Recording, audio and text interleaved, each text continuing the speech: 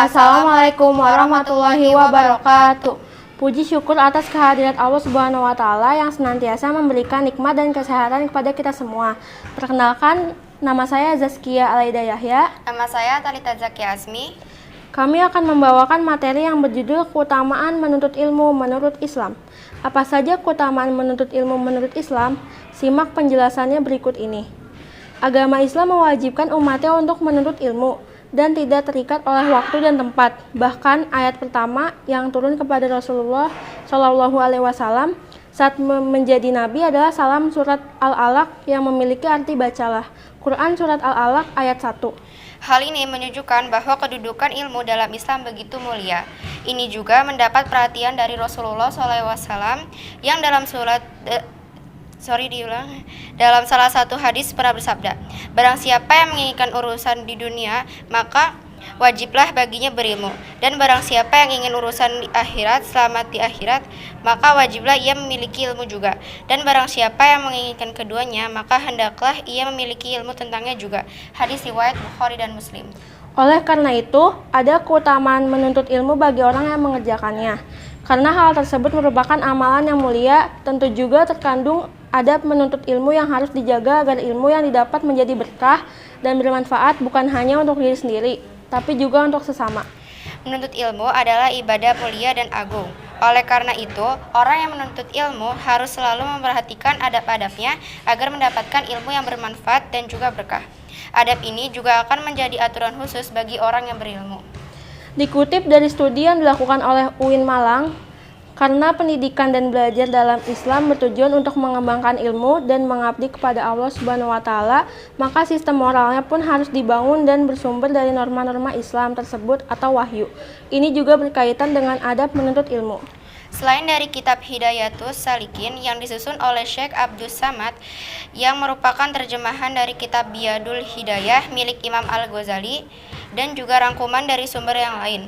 Berikut ini adalah adab menuntut ilmu yang harus dimiliki oleh kaum muslimin, yakni 1. Bertanya, hendaklah meminta izin kepada guru.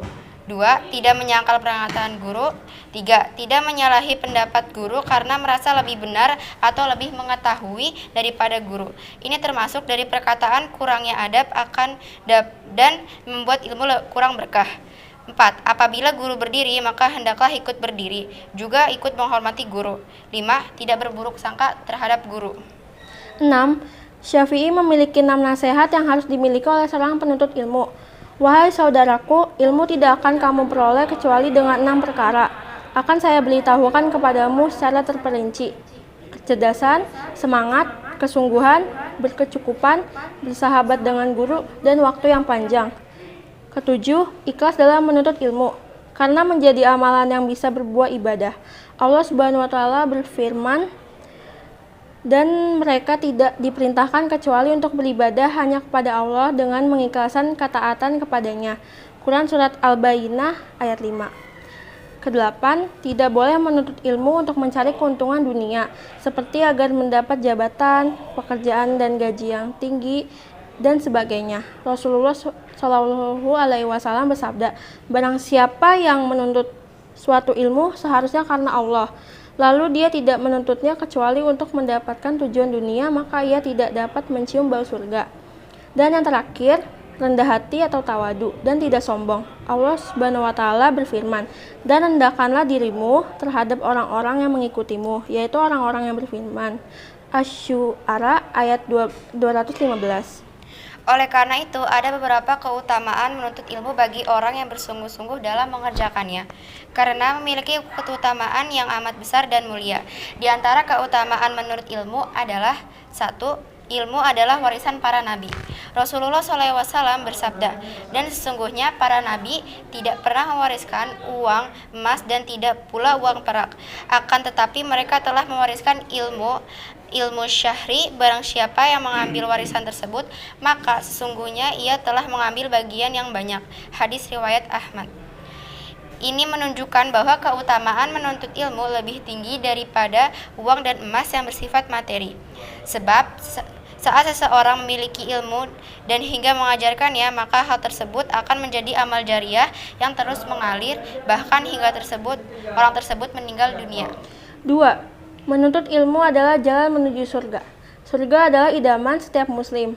Bahkan ia menjadi janji dari Allah Subhanahu wa taala bagi banyak amalan solih yang dilakukan oleh umat Islam. Oleh karena itu, saat Allah menjadikan ilmu sebagai jalan utama menuju surga, maka ini menunjukkan besarnya keutamaan menuntut ilmu.